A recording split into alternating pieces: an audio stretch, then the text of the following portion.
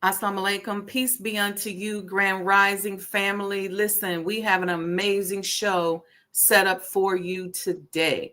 We've been talking all last week about strategic planning for governing ourselves and the things that are important, things that are happening that are destroying Black communities around the country. And we have to make sure that we don't repeat that history.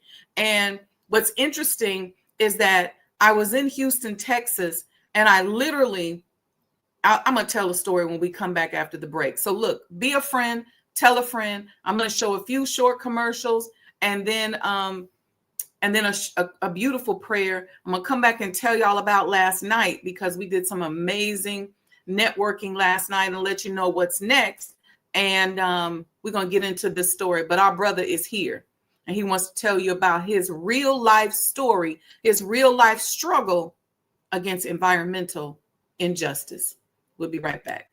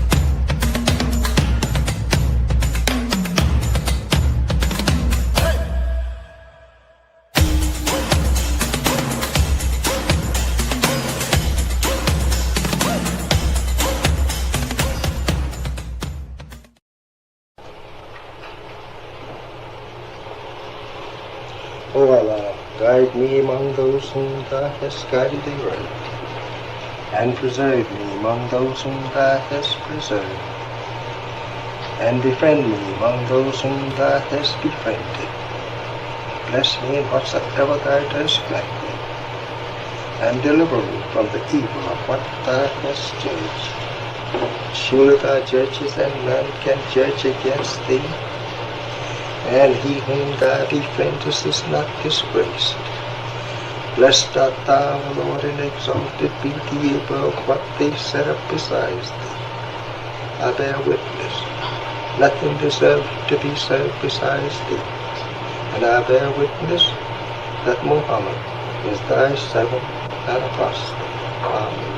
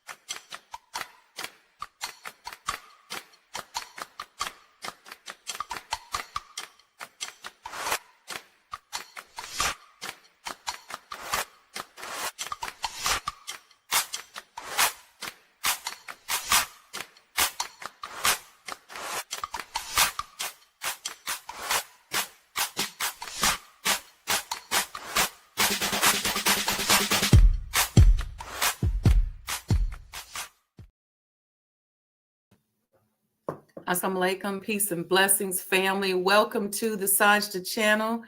You're tuned in, and I'm your host, Sajdah Wendy Muhammad, and we're talking this morning about environmental injustice. And so if you were tuned in last week and you learned about the issues of environmental injustice that exist around the country, you know what we're talking about. If you were not tuned in last week, I encourage you to go back and look at last week's show. Shortly after doing that show, actually one day after doing that show, I ended up in Houston, Texas, And I always talk about how your relationship with Allah or God has to be very personal. And so I'm always asking God, how do you want to use me? What do you want me to do today? What is it that I should be working on? What is it that I should be thinking about? And then I set intentions as I move forward. And when I got to Houston, I sat down and they told us that we're going to move our seats. And so I ended up sitting at the table with this brother. And the only reason why I went to that table was because his cowboy hat reminded me of my dad. Straight up. I said, oh, I'll go to this table over here.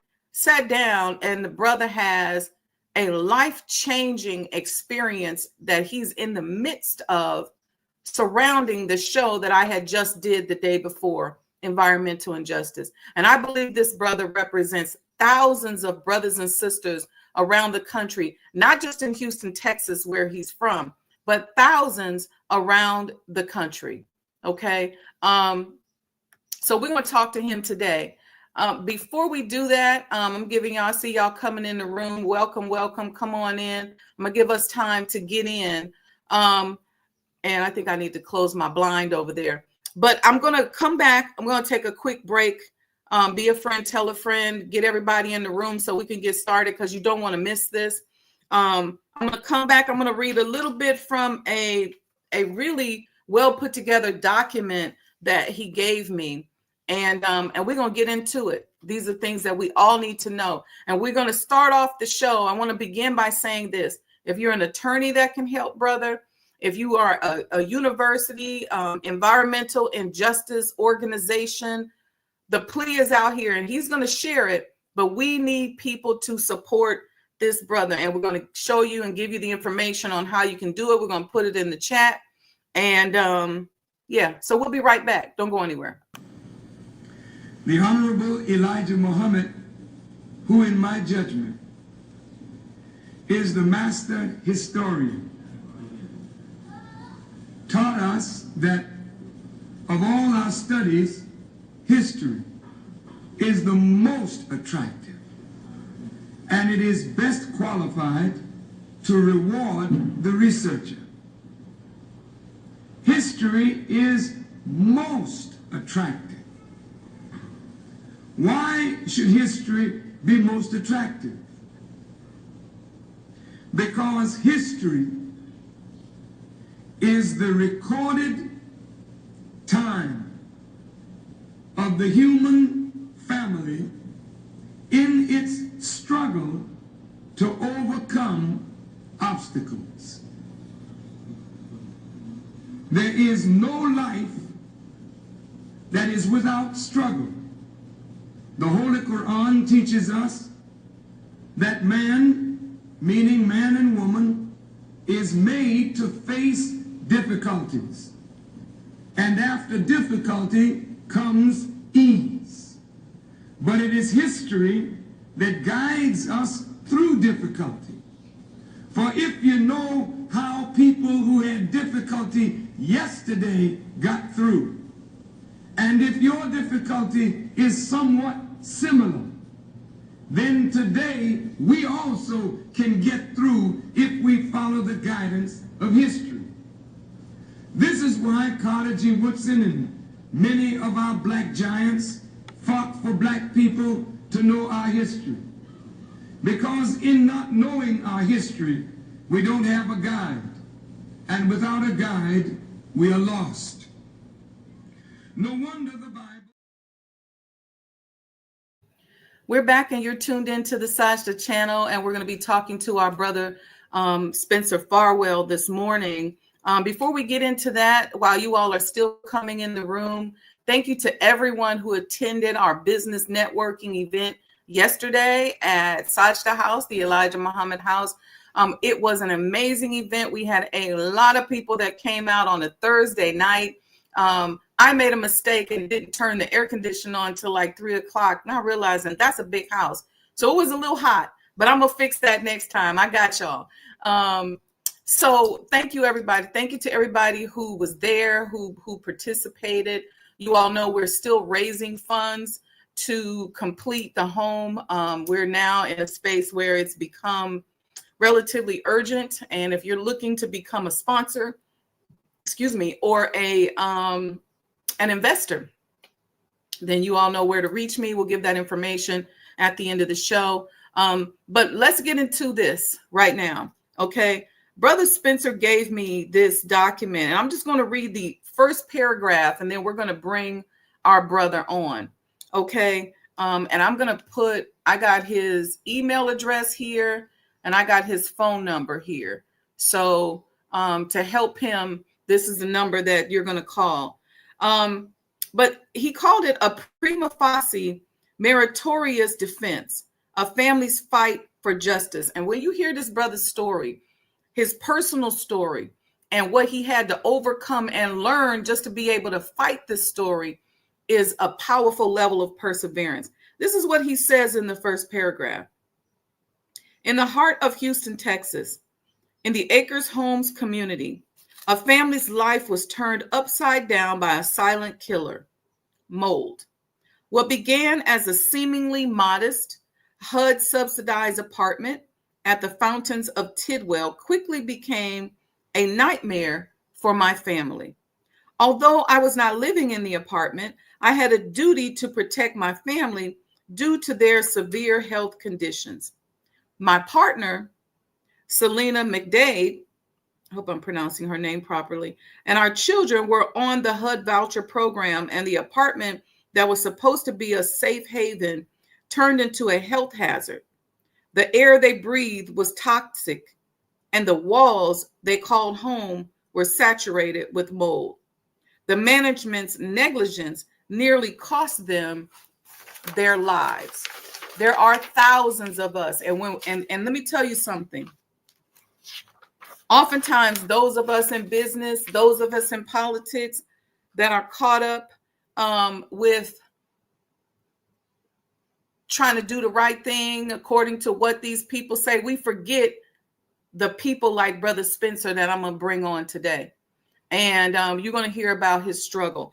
Let me read you one more paragraph, which is the executive summary that he has of the Technical Environmental Assessment Report. Okay, just setting the stage so that you all know what we're dealing with. This report provides an in-depth technical analysis of hazardous contaminants found at the Booker landfill and the adjacent property at 2303 West Tidwell Road. The investigation is based on available EPA and TCEQ public records, archived documents, community reports, and regulatory guidance. It specifically focuses on contaminants that present significant health risks to residents, particularly those benefiting from low-income housing voucher programs. We talked about those landfills. We have a famous one here at Altgeld Gardens in Chicago. So with that, I'm going to bring my brother onto the stage. How you doing, brother? Grand Rising. Grand Rising. How are you? I'm good. I'm so glad to see you this morning. Thank you for coming on to talk about, what you're dealing with and what you've been going through. Yes, ma'am. I want you to start off and just tell us a little bit about yourself. Well, my name is Spencer Farwell, and I'm from the Acres Home community in Houston, Texas. And I'm an auto mechanic. So you're an auto mechanic. How long your family been living in Acres Farms? They've been here pretty much all our life. Your whole life. And is there anything significant about Acres Farm that the audience should know? Because a lot of people may not have ever heard of that. It's historically Black, isn't it? Yes, historically Black, and I think it's one of the largest Black communities, Acres Home community. Okay, in Texas or Houston? In Houston, Texas. Well, in the United States, one of the largest Black communities. So you've been fighting this. Tell me what you've been fighting and what happened that made you start this fight. You said your daughter's life was almost lost. What in the world happened? All right. It was like September of 2015. Selena was, they was probably finna move off kind of far from me because we wasn't on very good terms. Mm-hmm. And That's so your That's my ex. So I told her if she found her apartment around here, close to the shop, I'll pay all the bills. She was trying to Mm-hmm. move like to Hockley, 290 area.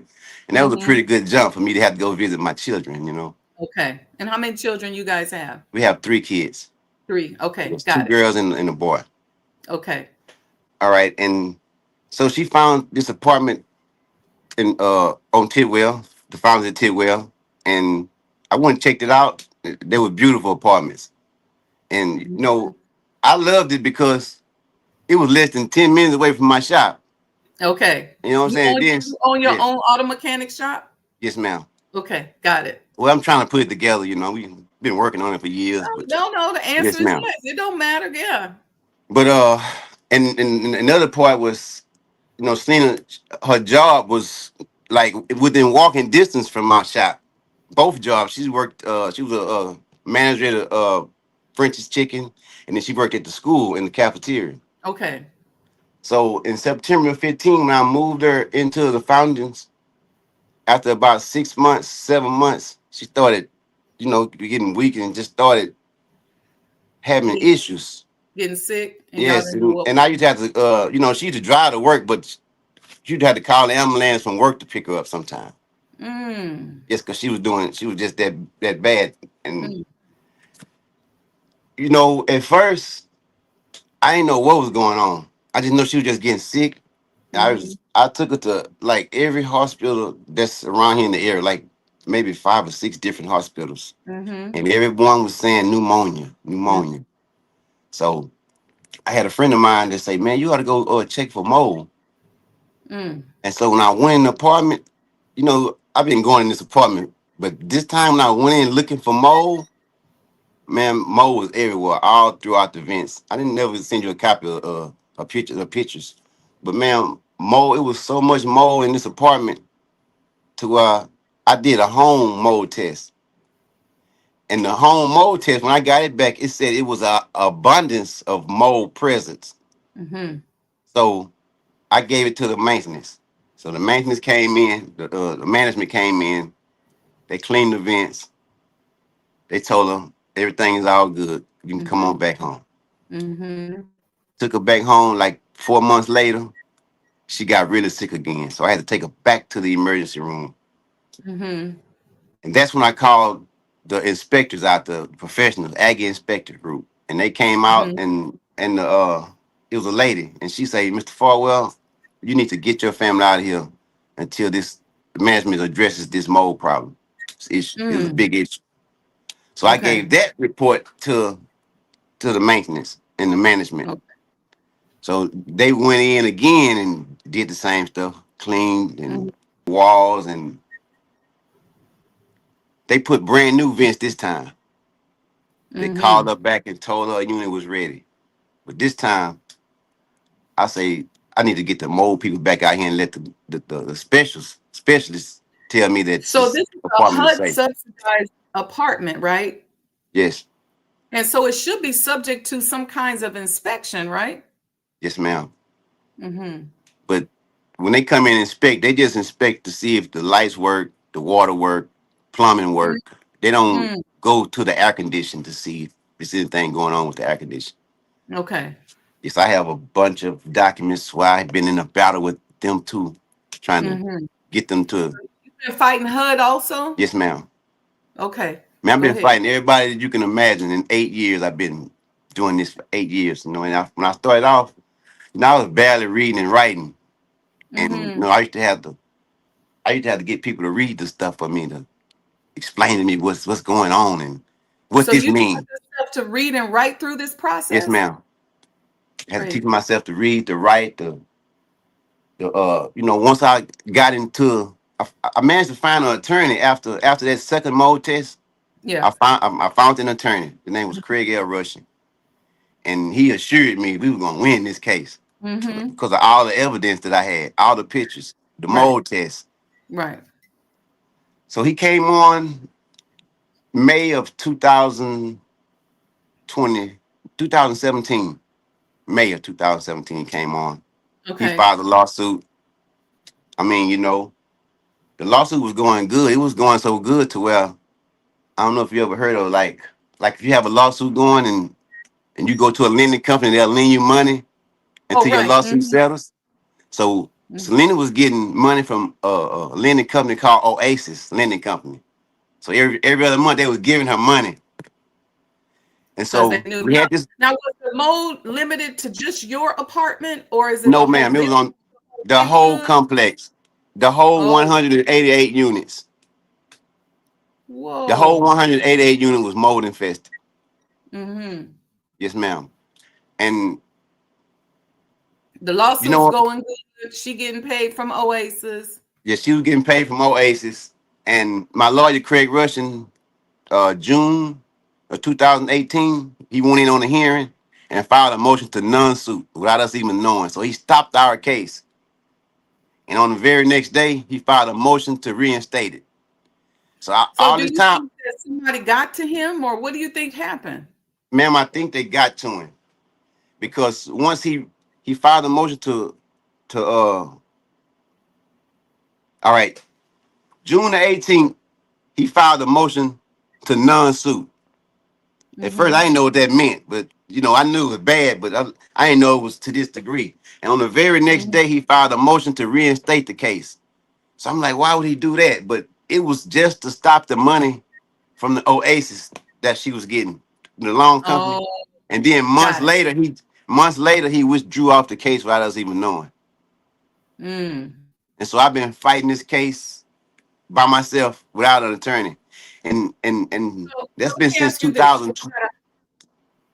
Okay, so let me ask you this. We got 188 or 80 apartments that are affected in this complex. Yes. It used to be a nice looking place. But all of a sudden now you trying to get some justice, you trying to get people to fix it, but everybody's afraid. What's the backstory that's getting everybody afraid? Who owns this complex? Where is it? What is it? This the complex is owned by a pastor by the name of Isaac Lee Matthews, Mm-hmm. and I guess when he bought the property, he put it on this program, the LARA program, the Land Use Restricted Agreement. So Okay. it's like the state gives him money to do whatever he wants on that property, and Mm-hmm. then for like 15, 20 years, the states get their money off the top. And then after they get all their money, then everything belongs to him, the property and the establishment. Mm-hmm. So it's like a long-term land agreement. Yes, that's what it's called, land use. It's called the LARA, Land Okay. Use Restricted Agreement. And Okay. he also had it on it was also tax credit property. Okay. And I found some paperwork to where when I can't tell you how long he had the property, but I found some paperwork where he used to have an environmental company come keep it maintained Yeah. before he built the apartments on top of it. Is it a landfill? Yes, ma'am. It's definitely a landfill. Now I think it's the epicenter of one of those 32 that I was telling you about. Mm-hmm. Yes, ma'am. See, right now I'm focused on the Booker landfill because that's the only one that was ran. There was it was a municipal landfill. That's the only one they have a record because the city of Houston ran that one. Mm-hmm. But all the rest of the one was like mom and pop landfills.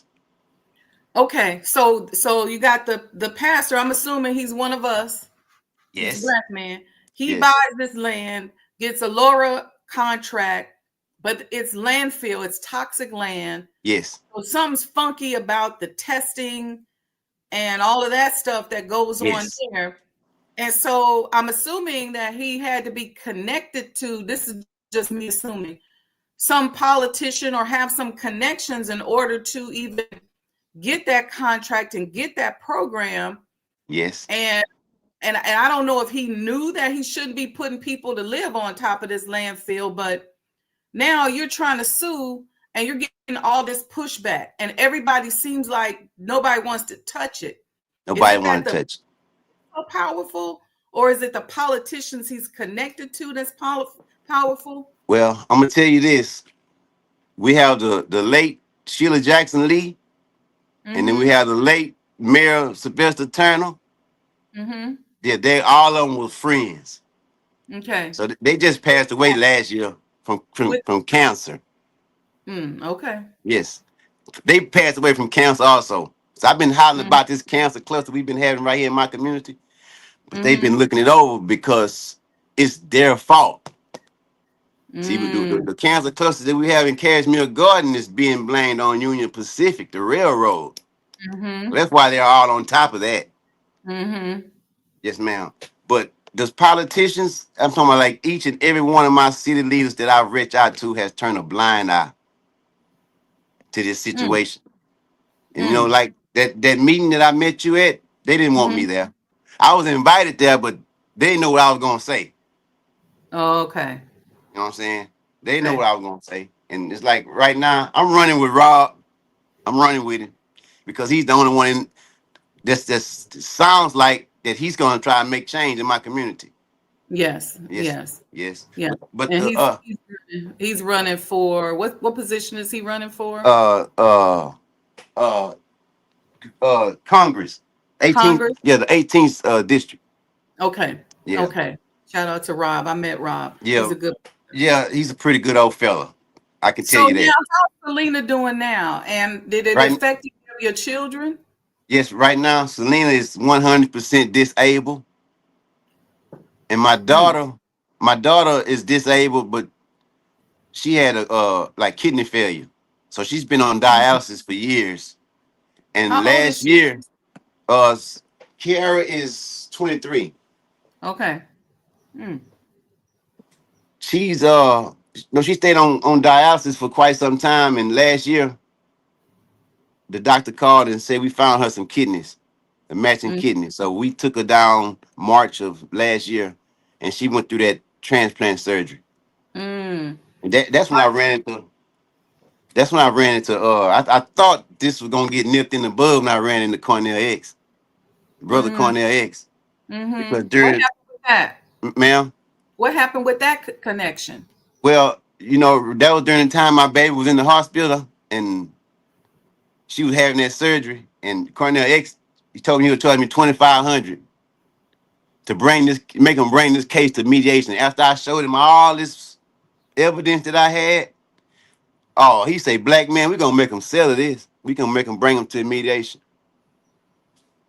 But man, he just took my money and turned a blind eye to this day. He just got my money and won't. He sent me a message the other day, but he didn't. You know, he told me to call him, but he didn't answer. So this must be so this landfill, this connection, there must be some serious government connections and people really trying to hide this. Yes, ma'am. And I'm assuming then it's not just the complex, maybe even because you said there's a number of different landfills around there. Yes, it's a number of different landfills, and this is just one of the apartment complex I'm mentioning. But the pastor has 4 establishments on top on that street. And all of them is built on or near the landfill. And are other people getting sick? Yes, ma'am. And you know the So people this that the people that I've talked to that's really bad off, they're really scared to come forward because they're scared they're gonna get retaliated against. You know, some people are like, man, if I get kicked out of here, where we gonna go? We know it's bad over here, but where we gonna go? And it's like it just make you cry when you go over there, mm, man. That's why, man. mm, 8 years I've been fighting, man. I haven't took a break. I haven't. You know, I'm a trail rider. You know, I trail ride every year, 7 days, man. I haven't did this in 8 years. mm. My whole life has just been trying to focus on learning how to read, learning how to write this motion to the court, wondering what to do next because no one will help me. No lawyer, no advice. Man, I've been, thank God for AI. I can ask AI something and they'll tell me the truth. Mhm, But mhm. right now, I can't even call the court right now and ask them a question. I call the court to ask about my motion that's pending. They won't even tell me nothing about it. It's just So that it's bad. That's amazing. why I really need some legal help. Yeah, You know? that's what you need. You need a That's the legal person most. that's Yes, not gonna be scared. yes, the most. And it's like what I found out that all of them have in common is all of them is a part of this Texas Bar Association. You know, Mm, all of them had to go through that. So it's like a whole gang in itself, a whole union in itself. Because I mm-hmm, filed a complaint on the judge, my lawyer, the defense lawyer, his lawyer submitted false documents to the court, and I have proof right here. Everything I'm telling you, I have proof of, and it's back in the court trying to get challenged, but they don't want to hear it because I'm not a lawyer. Oh, I They just, see. yes, Doing ma'am. all this by yourself. Yes, ma'am. I'm doing it all by myself. Everything. Yes, ma'am. The filing, and then once I go up there, they just tell me the reason they don't want to talk to me because every time I go, I record now. So every time they lie to me, I got them in so many lies on record, it don't make sense. So that's why they don't answer the phone because they know I'm recording. And No, HUD, what's going on with HUD? Because if most of these buildings are HUD subsidized buildings and people are living there, they're literally dying and getting sick, and you got cancer, kidney failure, all of this stuff. What is the federal HUD organization saying? well, I tell you what, the president of HUD, they just fired him. Okay. You know what I'm saying? Because he was letting a whole lot of stuff go through. They had a big project. It was a $400 million HUD subsidized apartment that they built on top of toxic ash. City of Houston incinerated toxic ash, and they built it. They completed the project, and they was finna open it up in January. And our mayor stopped it because it was built on toxic ash. And then the president for the housing, he was aware of it. Yeah, that's why they pretty much got him out. So they don't come out and do inspections? Damn, they do, but they don't look for. They try to keep us under the rug. This here. Yes, ma'am. And then a regular apartment, when like I say, or like a regular housing apartment, they just go make sure the lights come on, make sure the toilet don't shake, make sure the showers work and the water. That's it, and they walk out of there. They don't do nothing else. Yes, ma'am. So what do you need? What can we put out here that you need? I know you said you need legal help, and your daughter found kidneys, which is a blessing. Yes, it's a blessing. And Ma'am, right now, go ahead. I'm sorry. Go ahead. right now, ma'am, I could use just a little financial support to finish my investigation because I can't stop. I can't stop because I can't stop and I can't just settle. Because the people over there, if I just settle, what about them? So I'm trying to fix it to where I can get my family took care of and I can try to get these people relocated at least. Because that's what needs to happen. New vouchers, relocation, and they probably sitting around thinking that it's gonna be done on the city dollar, but I don't want it to be done on the city dollar to make taxpayer dollars go up. I want it to be done on this pastor dollar and this billionaire developer by the name of Walter Barry Kahn. He a billionaire, the one that he built it and he manages it. Remember I was telling you how they kept telling her, Selena, your apartment is ready. You can come back home. Yes. The Walter Barry Coons, that's the management company that was telling her that it was ready. Like I say, we need to shut it down. So okay, now I see what's happening. You got the politicians, you got the billionaire, you got the pastor. Because I think you went to your church and couldn't understand why your church wouldn't even do anything about it, right? Yes. I went to church, and when I really figured out why the church wouldn't do nothing about it, it's because my pastor and the pastor that I'm suing were good friends. The pastor I'm suing, I heard, sent him to school, the pastor. And that's how close they were. And now I found out like 2 weeks ago, years and years and years ago at Carver High, my pastor and this pastor I'm suing worked for the same district years ago. That's before he was a millionaire. Yeah. But when he became a millionaire, he started doing the daycares, and then he ran into the billionaire, Walter Barry Kahn. He started buying the land, the property. And by him being familiar with this area, he knew that was a landfill. Both of them. Especially when they was digging. How old are these? Ma'am? How old are these apartments? These apartments were built in 2004. Okay.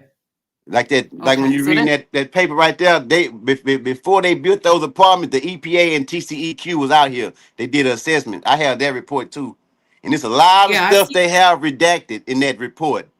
But by me being here Mm, 51 years, I know the streets they talking about that got redacted. That's where they found the toxic stuff. mm-hmm. Yeah, I see the report here where they came out, the Texas Commission on Environmental Quality Standards. Yes, and The, during that time, our state representative Jarvis Johnson, he was our city council leader during that time.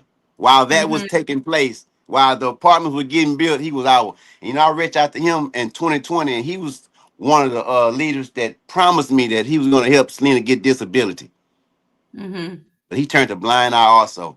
All my mm-hmm. city leaders, every last one of them, man. I have receipts. That's why I'm glad after this show, I'm finna start my show every day after yours. At Mm-hmm. 7. Mine gonna start at 7. I'm gonna start my YouTube because I've been had a channel, but I didn't know how to work it. Well, now So you that's know why how to. I went to TikTok, and that's why I've been on TikTok. But my YouTube, that's where it's at. Mm-hmm. But Well, do yes, both now, of TikTok and YouTube. You got to keep speaking. Don't stop talking. Keep getting the word out there. And I'm going to send you a copy of this so that we can help you with the recording the different questions. I'm going to ask you some more about these cases, but I just want to let you know to just keep going. I think I may have shared this with you when we were sitting there at the table, but if I didn't, I'll tell you now. I've been working on some very significant stuff like restoring the historic home of the Honorable Elijah Muhammad. It's been very difficult. So I know what it's like when you feel and you can feel that hidden hand attacking every aspect of your life. But I got a message from the Honorable Minister Louis Farrakhan the other day, and I want to share it with you. And he yes, said to me that when you have a relationship with God, you are never alone. So you're not by yourself. man, You just keep going. Just like God told me, come over there and sit there. I don't know what's going to become of this. I'm just being obedient and making sure that I do what I felt like he told me to do. He said, go sit over there and go talk to this brother. It was 10 people at the table. yes, And so now we're here today. I don't know where it's going to go, but I want you to start your TikTok, start your YouTube, and just start talking about it every single day. We need to yes, write letters all the way up to the President of the United States yes, and just keep praying and keep going. Now tell me about this Union Pacific issue that you all were talking about at the table. yes. They got a creosote issue in Cashmere Gardens. The creosote, that's what they put on like the telephone post to keep them from rotting. Mm-hmm. Keep them from rotting, and when they in the ground, Yeah. and what happened, that poison spread throughout the soil and caused cancer. It's a Mm, cancer causing agent.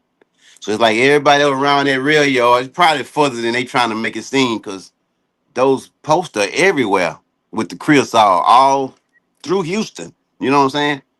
mm-hmm. But that's what that was about. That cancer cluster, and it's in But 2021. I was on Facebook, and I had a Mr. Johnson call me, because we've been communicating, because he was asking questions, who's and I Mr. Johnson? found out Who's I Mr. found out that he used to work for, ma'am, Who's Mr. Johnson? ma'am, it's a guy from my community, and Okay. he said he used to work for the creosote plant Mm-hmm. that in Cashmere Garden.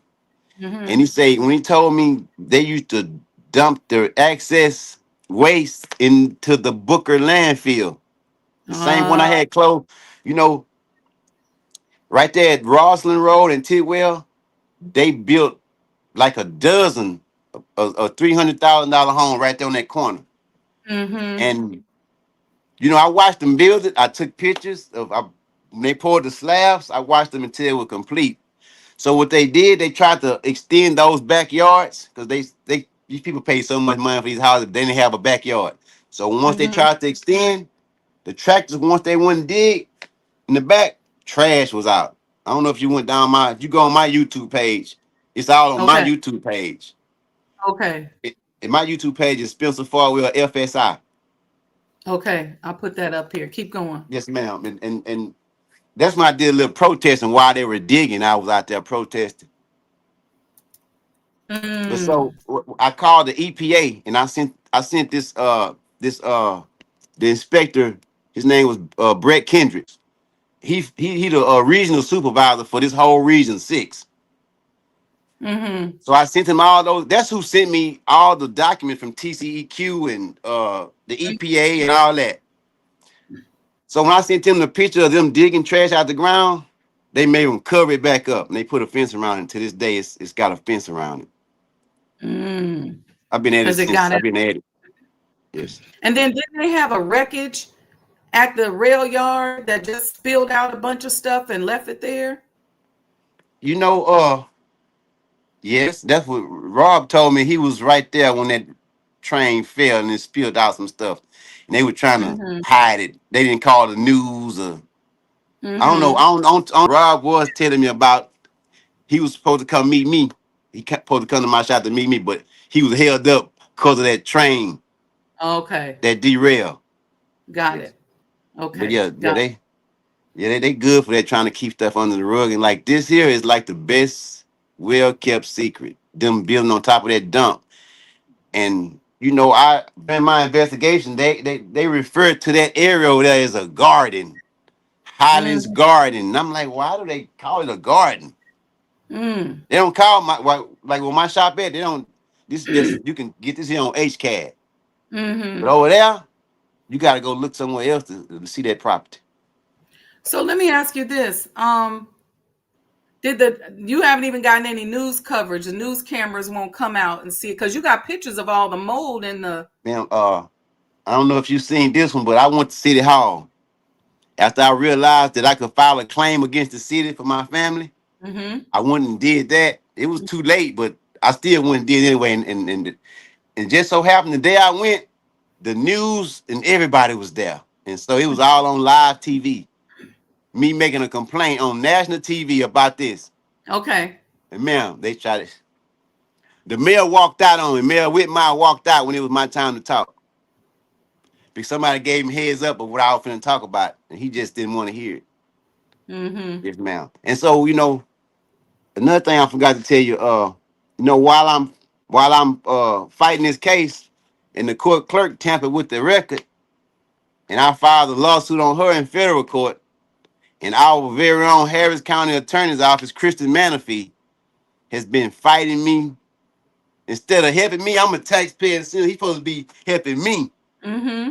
So when the court clerk took Selena McDay's all her medical records, all the letters I was trying to let the judge know the fraud that was going on in the court, Kristen Manafee's defending her right now. He got a qualified immunity in 2023. So when I got to speak at the meeting where I saw you, and I told him Kristen Manafee, he's one of the ones that's running against Rob. And he's fighting me in court on some environmental, you know. And he's so big on it, going on all these radio shows talking about what he gonna do. But I'm telling you, we got a cancer cluster right here, but they don't want to hear me. Yeah, we have to continue to speak out and get those type of officials out of office and not let them run. People got to step up, and we got to go get them out of there. Yes, because we have to get them out. If there's this type of cover up, and you have this type of collusion, then we have to figure out how to penetrate that, as well as getting your letters and your whole package all the way up throughout everybody in the government area. And we have to. And here's the other thing. I was thinking about when you were just talking about a campaign, because there's Black people with money in Houston. And part of the challenge where people don't want to speak out because they're afraid, they don't know where else they're going to go. They're worried about, you know, they can't afford rent maybe in certain area. These are people that need help.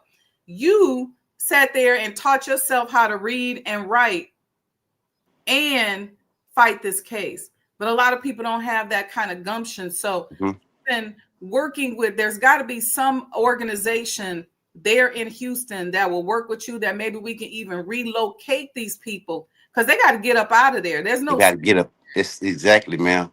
Ma'am, it's just say right now, when it get daylight, just if I jump in my van right now and ride through there, ma'am, it's horrible. And just to know that a pastor of God is attached to this.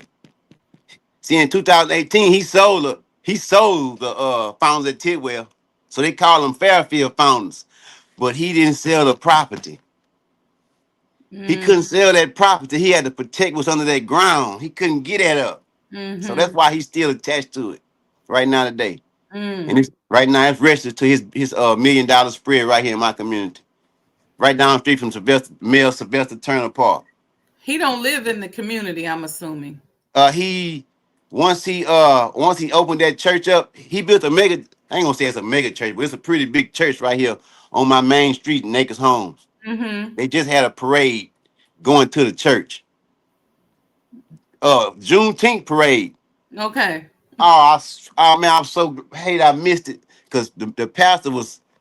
I seen him on the thing waving. I could have been out there waving back at him because he promised me he was gonna get Selena a GoFundMe in 2000. That's one of the reasons I filed a lawsuit on him in federal court. Fund me set up for her to help pay her bills. But it was during election time in 2020. So if you see my page right now, how I'm just everywhere with this here story, I was everywhere, and I wasn't this far, but I was probably a quarter where I am now. But they were trying to vote. And so when he throwed that, well, I'm finna get her a GoFundMe, that made me stop and let them go on vote. I just for 2 months I ain't do nothing, just knowing that we finna get some help. After they voted them in, and they voted them in at the church. They used the church, man. That's why it's not a church. It's a den within equity. It's not a church. They do city business at that church. They do, that's if Jesus came, he probably go flip. He probably do that scene right there at that church. Flip everything up. Yeah. Yeah, one of them scenes, but that's a whole nother story there. But I just pray that they get it right, because they playing with God right now, what they doing. Because these children need help over here, man. I seen one, it's been about a couple months with the snot coming, the green stuff. I was talking, they moved out of that apartment on that bio, but she was telling me about her water. She said, when I first turned my water on, Pancho, it'd be brown when I first. I'm trying to brush my teeth. I had to let it run first. It's bad over there, man. I mean, it's like they drinking that water, and the water has never been tested. And I think I'm the only one to test the air. When I did my mold test, I did the mold test, they say mold is everywhere. I agree. They say maybe 200 to 300 is in every house. Over there in that area outside is 6,000. Ooh. So if it's 6,000 outside and you open that door and all that wind and all those spores come in your house, going straight to your air conditioner because it's pulling, they not maintaining the thing. That's why, man, I'm gonna send you some pictures, and you might not eat breakfast after I send you these pictures of the HVAC system. Yes, ma'am. It's really bad over there. It's bad. And all I ask them to do, just drive through. That's why I've been asking all my city leaders, just drive through. Man, the mold so bad, they got the double pane windows. The inside is hollow. Yes. The mold is growing in the inside. They can't even wipe it. That's why the structure, they gotta tear it down. They have to tear it down, man. And there's elementary schools over there? No, it's not an elementary school over there. So they got like little daycare schools. Where they go? Like daycare. The school is not. The schools are not in that area right there. Where them 31 dots at. There's no schools, just churches, daycares, and little stuff like businesses. So like children that live in that area, they get bussed out somewhere else. Ma'am. The children that live in those apartment complexes in that area where those 13 dots are, they get bussed outside. Yes. That area? Yeah, they get bussed. Yes, Okay. ma'am. Yes, ma'am. They get busted. Well, I just need somebody to. I know this is big. That's why nobody don't want to help, because this is huge. You know what I'm saying? And then trying to get help from anybody in the city, you know who they have to go through to do anything they have to go through the city of Houston to get any permit. So it's Mm-hmm. like if they come help me, they're gonna be going against the city and they need the city. That's why nobody wants. That's why I have to probably get help outside of Texas. That's probably the only way I'm gonna get some help is find an attorney that can come in. Mm-hmm. And man, I'm gonna tell you, if a lawyer come in and just sign on this case, they're gonna sell it tomorrow. And this, I got the court set up like that. The guardian showed me how to write like Johnny Cochran. Telling you.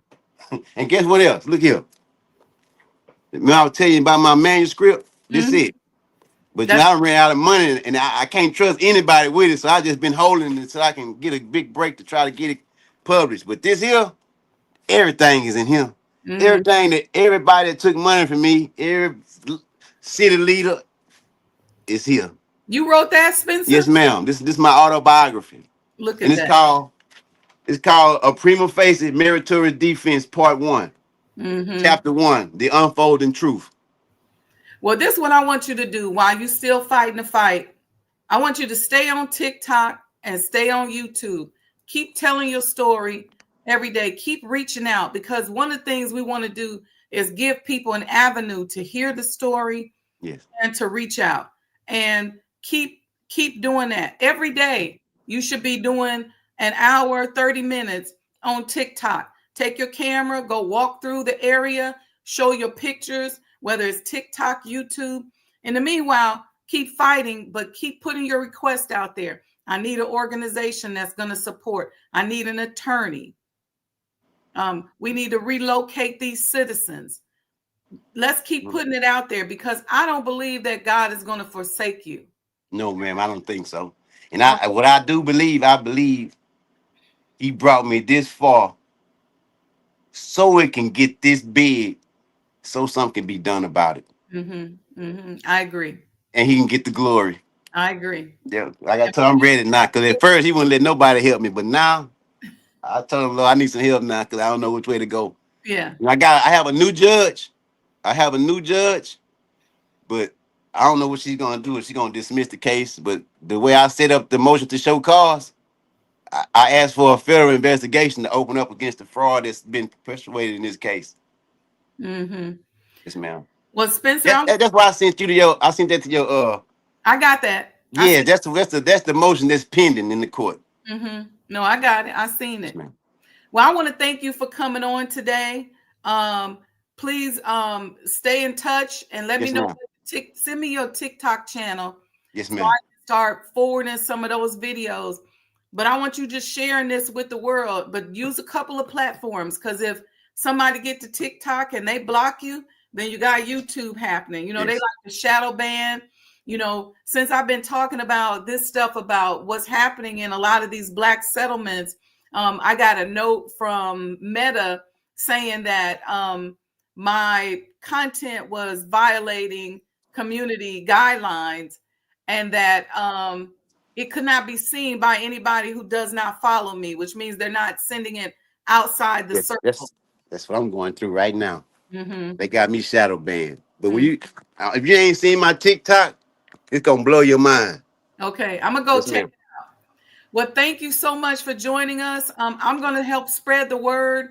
If I was in Texas, I probably could do more, but maybe this is good that you need some help outside of Texas. Yes. I'm gonna keep spreading the word. I couldn't just look at you and listen to your story and not try to figure out what I could do to help. And I pray that there's more people like that, because we can't call ourselves Christians. We can't call ourselves Muslims. We can't call ourselves humanitarians if we're not helping the least of these people like yourself, who had the wherewithal to teach themselves to read and write, but probably more people in those homes who can't read, can't write, can't fight for themselves. We have to step up and speak for those people, or else we're not doing what we say we're supposed to do, what we say we are. Yes. So I'm going to say to you, congratulations in advance. We're going to write this history. Yes, ma'am. Congratulations to you in advance. Congratulations on getting people relocated. Congratulations on finding a lawyer we're going to just celebrate now, because I know for a fact you're going to be successful. You're Yes, going to be ma'am. back on the show Yes. talking about everything you went through. You're going to find a publisher for your book. You're going to have a movie. Man, hey, I forgot to tell you that. I already got my movie script wrote. I got my documentary wrote. I'm just trying to find some help to help me get it out there. That's it. Let me ask you just one question before we go, Spencer. How did you teach yourself how to read and write? Man, I guess like this is my laboratory right here, Okay, I see it. you know. And so at first, I used to when I downloaded Microsoft, I just let it read to me, just let it read to me. You know, I probably had like about a sixth grade education where I can just barely pronounce stuff and barely get by. But Mhm, for this court stuff, mhm, the court stuff and trying to say the court stuff and trying to get it right like a lawyer. Yes, mhm. I had to learn, and it took nights and nights of crying and begging to the Lord. And that's why I asked the Lord, don't let me just win. Teach me. Mhm. Teach me how to write the motions. And ma'am, I'm telling you, straight up talking to me, it's kind of tough, but you let me put my mind and start typing on them keys. You see that article? I- I call it article Acres Home. Yes, ma'am. well, But wait do you hear this though? okay. Just wait till you hear that. It's Well, coming I got soon. that in the back of my mind. We're gonna help. We gotta get through these other stuff. Yes, ma'am. Help you get that movie script and that book out. Yes, ma'am. We're gonna figure that out. Yes, ma'am.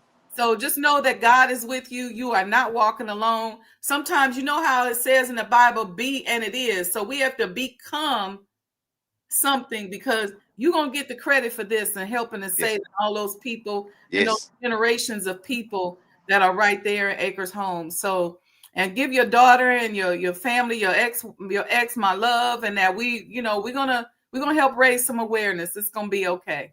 Okay. All right. All right. Thank you so much. You're welcome. Talk to All you right. soon. God Enjoy bless you. your day. Bye-bye. Bye-bye. Look at that, a real live case of environmental injustice. We just literally talked about this, and we're meeting somebody who is going through that this very day. Real live time. You got politicians that are in collusion, that are fighting against him. You got local community people who don't want to rattle any cages and don't want to mess up their paychecks. Meanwhile, we have people on subsidized housing, people that we call ourselves speaking for the poor, people who can't read and write in this situation, and we're leaving them to rot and die. And Acres Homes is not the only, this area in Acres Homes is not the only place in the United States of America where we see that. I was mentioning this show yesterday to Brother Yahya Muhammad, the owner of Sean Michelle's homemade ice cream, and he said that's what happened at Oakdale Gardens. Now you drive past there, you smell that stench where they built those apartments, those complexes, and always there's subsidized housing projects where you can go with a voucher. This is a whole federal government cover up that is killing and hurting our people. And then we get these deals. We come in as pastors, as ministers, as business people, and we say, oh, I want one of these vouchers, or I want to get this grant to develop this land. And they tell you with this grant, this is an economic zone district or whatever they call it around the country or federally. And then you feel like, okay, I got this land, I got the grant, but not knowing that it has been a toxic waste dump. And now they expect you to be the steward, you and your black face, to be the steward of these grant programs where they build these subsidized housing and put people right on top of them. They got new construction going on over there, but sometimes there's no testing. And if there is testing, oftentimes it's altered. So I'm saying that to say, in light of our strategic planning for separation, be mindful, because sometimes people will give you land, right? But it's on a toxic waste. It's poisonous water. It's all of this stuff that we need to be paying attention to. But we get so caught up in, oh, but I got several $1 million from the state. several million dollars from the city to put up this opportunity zone or this housing zone. And we think we the czar, but yet we're contributing to erasing some of our people right off the planet. So these are things that we have to be mindful of. I literally was just talking to somebody the other day who was applying for a grant that was supposed to go to people who were minorities in their city so that they could build housing. And it was a partnership with HUD. And the first thing I told her, I said, make sure the water and the land is tested.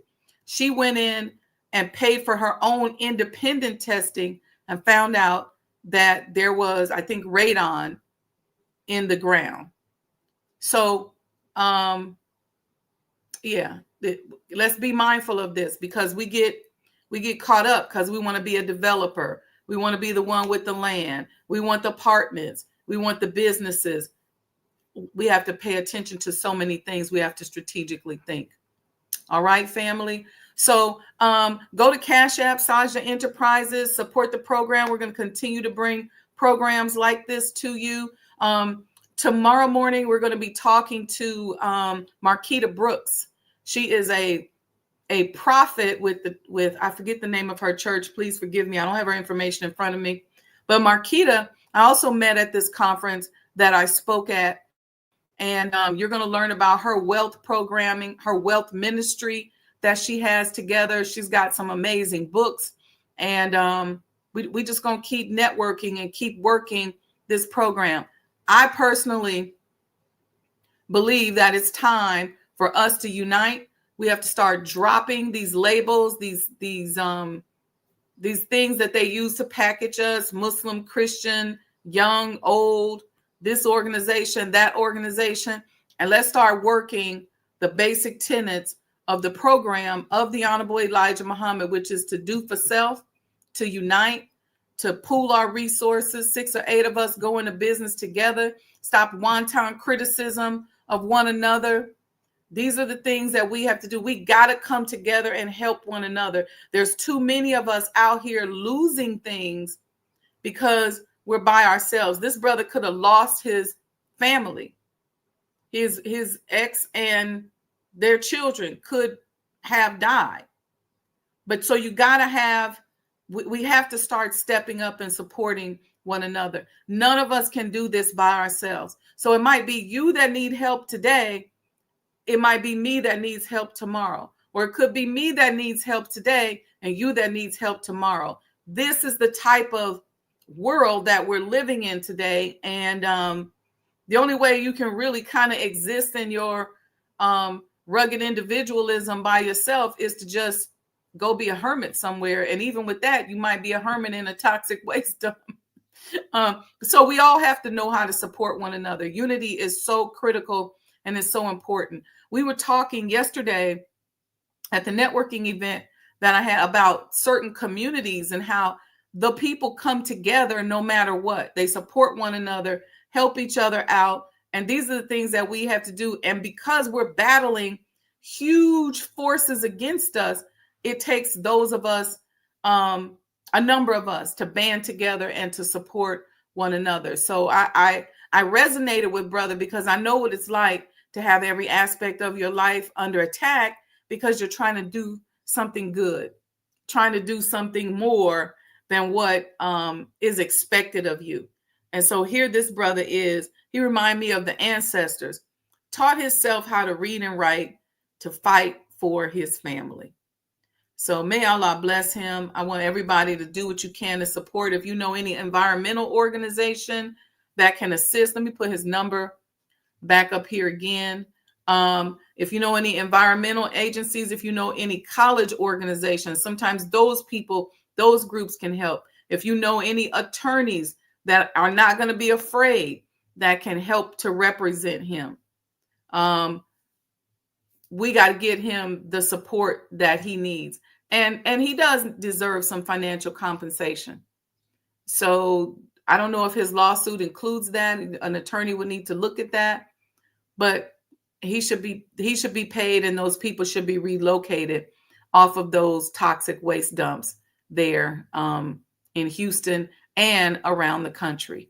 All right. So we'll see you all tomorrow. Make sure you come on, be a friend, tell a friend, support the completion of the Honorable Elijah Muhammad House Museum. We just worked out, we expanded the sponsorship agreement, or sponsorship opportunities. We also are working through putting some investment opportunities together. We had a networking ice cream social yesterday. We're going to be doing that once a month. And we're also going to be doing some live coffee talks there at the house. So we got a lot of things planned coming up. We need your continued support. And we're going to continue to try to bring what we can to help serve and support the community. All right. So anyway, with that, I'm going to show you all a quick commercial, and we're going to go out on this commercial. You've seen it already, but it ain't going to hurt to look at it again because it's amazing.